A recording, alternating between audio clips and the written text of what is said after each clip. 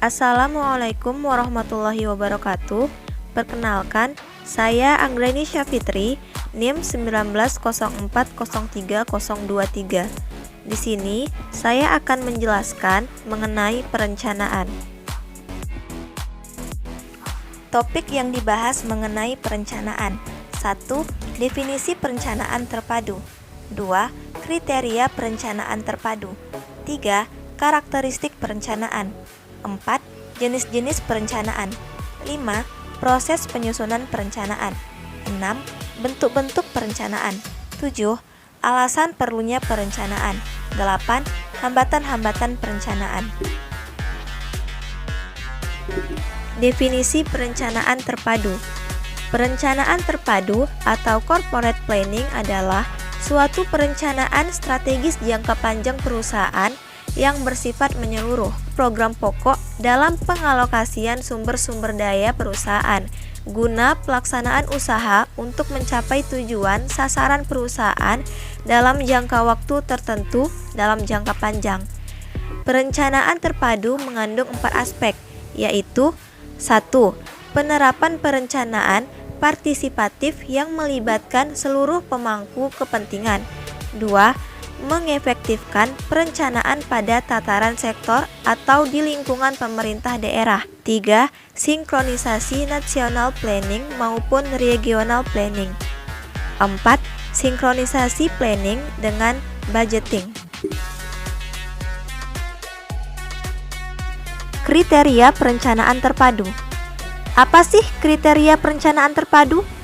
1. Adanya suatu tujuan bersama. 2. Adanya keterkaitan antar sasaran dalam pencapaian tujuan bersama. 3. Penerapan multidisiplin keilmuan. 4. Terkait dengan multi pemangku kepentingan. 5. Terjadinya sikap proaktif pada setiap pemangku kepentingan. 6. Keterkaitan antar tahap proyek dalam siklus proyek. 7. Adanya satu kesatuan wilayah. 8. Keterkaitan antar input sumber daya. 9. Keterkaitan antar output kegiatan. 10. Penerapan pendekatan sistem berkelanjutan. 11. Pengelolaan masing-masing unsur secara efisien dan efektif. 12. Terjadinya sinergi dalam pengelolaan masing-masing unsur. 13. Keterkaitan dalam penyusunan dan antar program. 14. Keterkaitan dalam sistem monitoring dan evaluasi. 15. Terjadinya koordinasi dan sinkronisasi.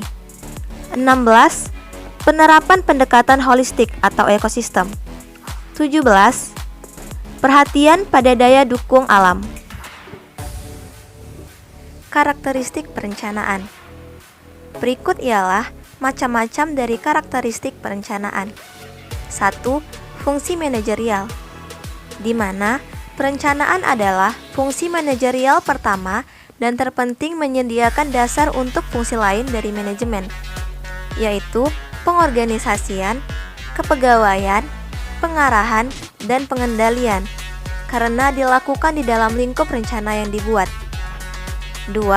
Berorientasi pada tujuan, di mana perencanaan berfokus pada mendefinisikan tujuan organisasi, mengidentifikasi tindakan alternatif, dan memutuskan rencana tindakan yang tepat yang akan dilakukan untuk mencapai tujuan. 3. Pervasif, di mana pengertian pervasif dalam hal ini perencanaan harus dapat hadir di semua segmen dan diperlukan di semua level organisasi, meskipun ruang lingkup perencanaan bervariasi di berbagai tingkatan dan departemen. 4.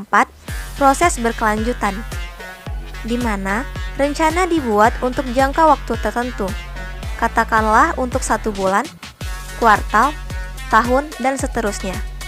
Setelah periode tersebut berakhir, rencana baru dibuat dengan mempertimbangkan persyaratan dan kondisi organisasi saat ini dan di masa depan.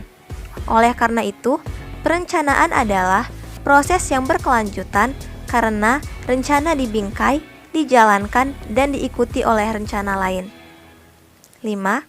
Proses intelektual, di mana perencanaan merupakan proses latihan mental yang melibatkan penerapan logika, berpikir, memperkirakan, membayangkan secara cerdas, dan berinovasi dan lain-lain.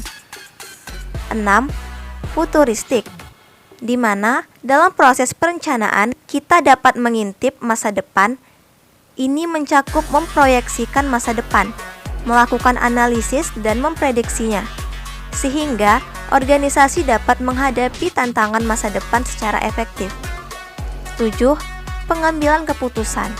Keputusan dibuat mengenai pilihan tindakan alternatif yang dapat dilakukan untuk mencapai tujuan. Alternatif yang dipilih harus yang terbaik di antara semua pilihan, yang memiliki paling banyak kelebihan dan sedikit kekurangan. Jenis-jenis perencanaan. Yang pertama, perencanaan berdasarkan ruang lingkup. Perencanaan berdasarkan ruang lingkup ini terbagi menjadi 3, yaitu 1. Rencana strategis atau strategic planning, yaitu perencanaan yang di dalamnya terdapat uraian mengenai kebijakan jangka panjang dan waktu pelaksanaan yang lama. Umumnya, jenis perencanaan seperti ini sangat sulit untuk diubah. 2. Rencana taktis atau tactical planning, yaitu perencanaan yang di dalamnya terdapat uraian tentang kebijakan yang bersifat jangka pendek, mudah disesuaikan aktivitasnya selama tujuannya masih sama. 3. Rencana terintegrasi atau integrated planning, yaitu perencanaan yang di dalamnya terdapat penjelasan secara menyeluruh dan sifatnya terpadu. Yang kedua ada perencanaan berdasarkan tingkatan. Perencanaan berdasarkan tingkatan dibagi menjadi 3, yaitu 1. Rencana induk atau master plan, yaitu perencanaan yang fokus kepada kebijakan organisasi di mana di dalamnya terdapat tujuan jangka panjang dan ruang lingkupnya luas. 2. Rencana operasional atau operational planning, yaitu perencanaan yang fokus kepada pedoman atau petunjuk pelaksanaan program-program organisasi. 3. Rencana harian atau day-to-day planning, yaitu perencanaan yang di dalamnya terdapat aktivitas harian yang bersifat rutin. 3. Perencanaan berdasarkan jangka waktu.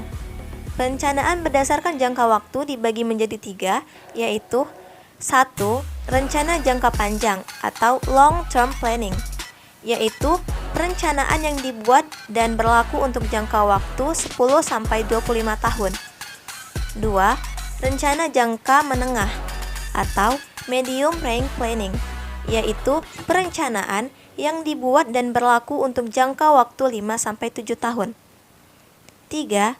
Rencana jangka pendek atau short range planning, yaitu perencanaan yang dibuat dan hanya berlaku selama kurang lebih 1 tahun. Proses penyusunan perencanaan meliputi 1. Merumuskan misi dan tujuan, yang di dalamnya terdapat usaha sistematis formal untuk menggariskan wujud utama dari perusahaan, sasaran-sasaran, kebijakan-kebijakan, dan strategi untuk mencapai sasaran-sasaran dan wujud utama perusahaan yang bersangkutan. 2. Memahami keadaan saat ini, yang di dalamnya terdapat perencanaan menyangkut jangkauan masa depan dari keputusan-keputusan yang dibuat sekarang untuk mengenal sistematis peluang dan ancaman di masa mendatang.